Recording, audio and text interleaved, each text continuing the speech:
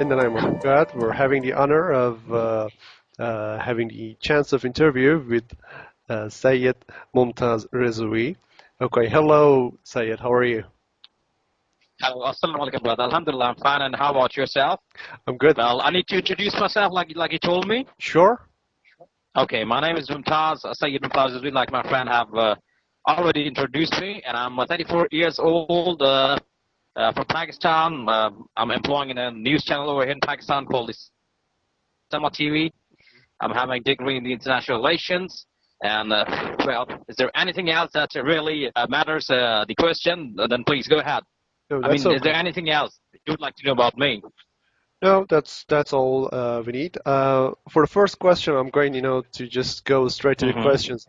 As the first question, can you just tell us a bit about the whole situation of Muslims in Pakistan? Well, the situation of Muslims in Pakistan, well, first of all, let me define you that Pakistan is a multi-ethnic and a quite diverse country. As far as Islam is concerned. We have many ethnicities living here, like Urdu speakings, like Punjabi speakings, and a few others.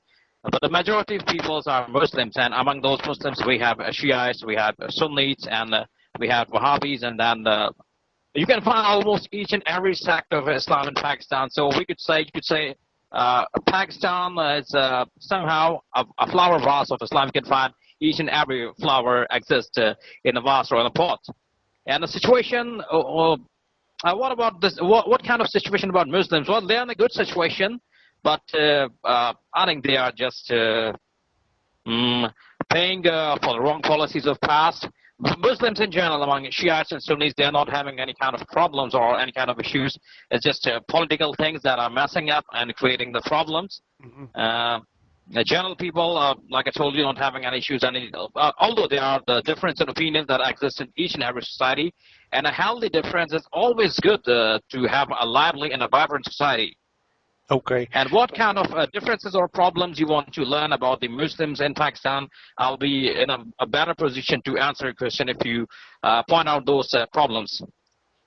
All right. Um, just as the second question, which is, somehow important, can you tell us first of all how much are the population of Shia Muslims and how much is the population of Sunni Muslims, and the problems and issues that you just mentioned about the conflicts between these two. As you said, it's mainly political. I just want to know. Is it something that is done by domestic kind of forces, or it's just something that outsiders and just terrorist groups from outside of Pakistan are causing that? All right, thank you, bro. All right, brother. Well, I don't know the exact majority or the minority or the exact figure of Shiite Muslims living in Pakistan, but in lump sum, I can say the Sunnis are in majority. Like if we have 70% Sunnis or 80% Sunnis, and we are having 20% or 30% Shiites. It's my rough figure. I might be wrong. And yes, there are problems. And first of all, in order to have some foreign intervention, the first thing you need is some kind of domestic indifference or domestic problems. That is the thing that cause or invite the foreign intervention, and that is the thing we are having here. Our country, the main problem of Pakistan is that, like I told you, it's a political problem. We are not having a state-oriented or a state-friendly foreign policy. We are not pursuing it. We are taking care of the interests of others. We do what others ask us to do instead of what is good for us. Like the two countries mainly dictate the foreign policy of Pakistan. First is the United States, and second is the Saudi Arabia. The interest of these two countries is having utmost importance here, which is absolutely wrong. We Hmm. need to look after the interests of Pakistan first, and then anything else comes second, buddy. And Shiite Muslims, yes, they have been targeted here because of their ideology or their beliefs. Many Saudis they differs with it, and the problem we are facing in Pakistan is that which is a quite serious one. The Sunnis,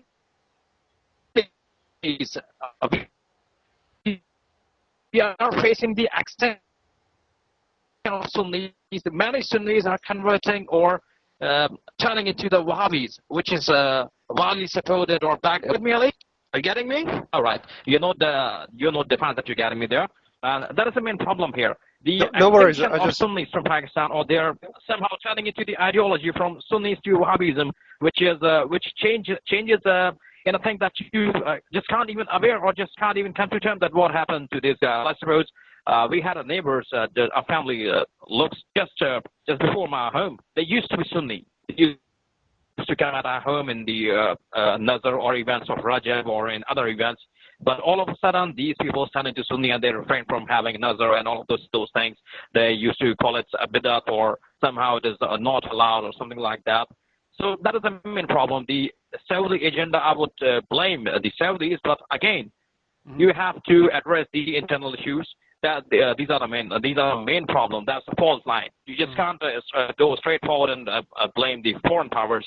First of all, you have to clean the mess that exists deep inside your country.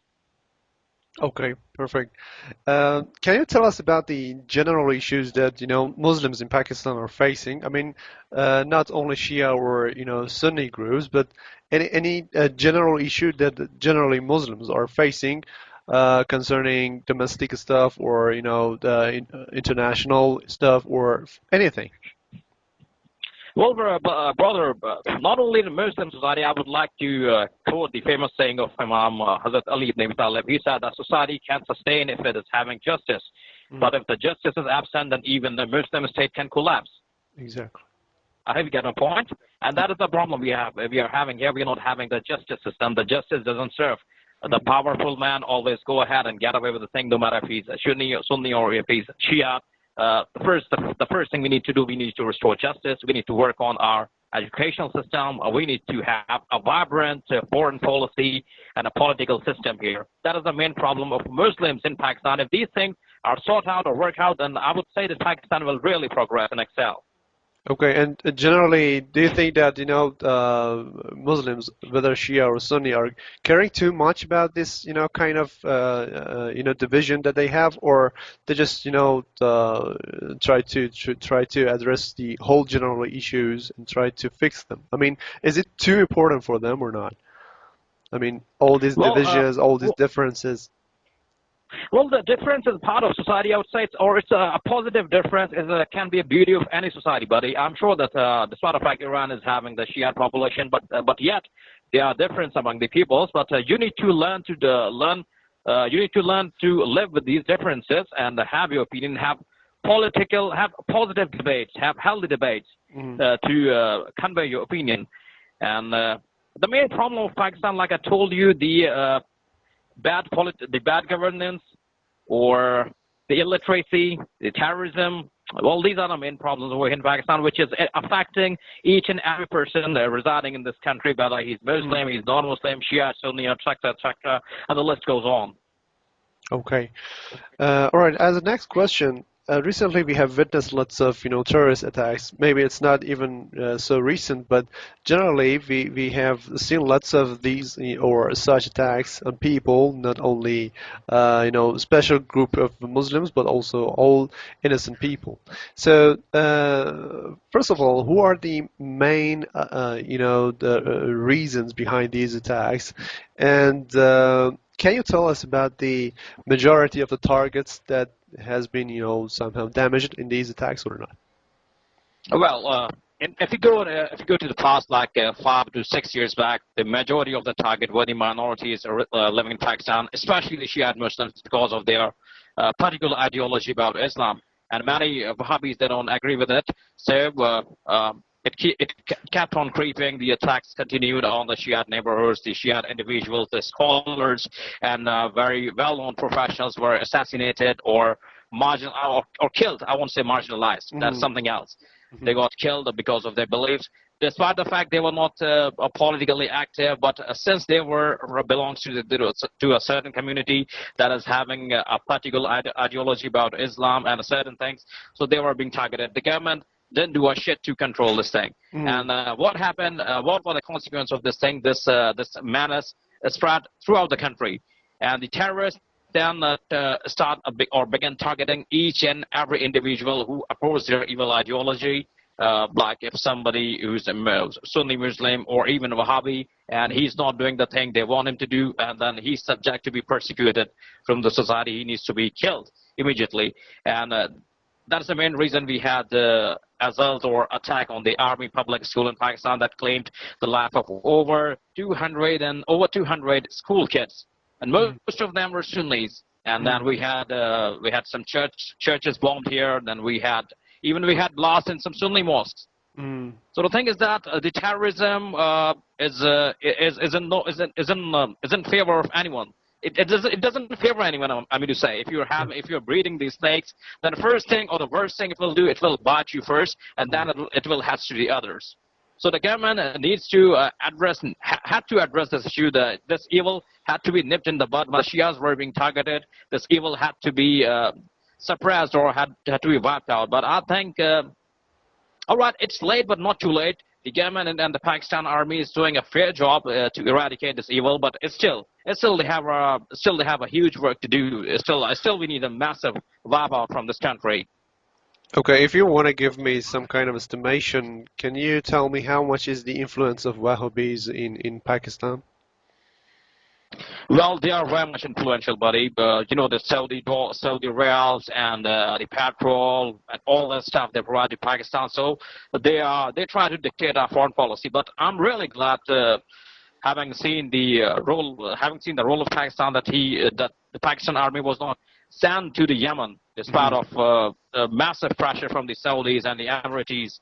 But the government of Pakistan and the people of Pakistan stood against it, and I'm really glad that it happened. And I still admire the way Pakistan is addressing the Syrian issue. So far, it has been neutral in it. They are not supporting any party, apart from my opinion. I'm with the Syrian government, of course, but the government of Pakistan, or the official stance of Pakistan, is neutral in this respect. So I can say that slowly or gradually things are working out. The peoples have begun to learn from the mistakes of past, and this needs to be continued. Okay, thank you so very much for your time. That was all the questions, and it was just amazing being with you in this interview. And I would be happy if I have the honor again in the next interviews again. Thank you so much, brother. It's my pleasure at the same time, and I'm looking forward to interact with you in any manner. It's always a pleasure talking to you. If you have further more questions, you can ask, because I'm having luxury of time now. Of course, but anything else if you want to add, it's just your time. Well, you are the questioner, buddy, and you better ask the question. I'm here to answer that. All right, thank you. Now, actually the last question would be mainly about this last martyr that we had in Pakistan, and I would love to know more about him and about the experiences that he had, the things that he has done in Pakistan, and his importance. So actually, I forgot his name. I just I don't saw know which martyr you're talking about, buddy. We have huge list or massive list of martyrs. Around 60,000 people got killed, and many of them deserve to be called martyrs. And I really don't know which martyr you're talking about. Well, I just the last martyr, the last martyr one was, I guess, some scholar, and he was so active in the mainly in the activism against all the oppression done in Palestine, also against Shia people, also against the people, also the oppression which is done against the people. I guess you're talking about I guess you're talking about Mr. Khurram Zaki, who got recently killed. Yes. Khurram Zaki? Mm-hmm. Yeah, yes. He was a wonderful guy, buddy. The reason he got killed it's because he was standing against the evil forces. Mm-hmm. You would never find any Wahhabi who supposes the ideology of Al-Qaeda, Taliban gets targeted or gets killed. But often such people, they are Sunnis or they are Shias, they are being targeted. And the government of Pakistan have failed to avert the situation or to neutralize such terrorists. They're still having the backing of the elements that exist in the government. Okay, thank you so very much. That was the last thing I would like to add. And all right, brother. Thank you so much for your time. Okay, be safe, brother.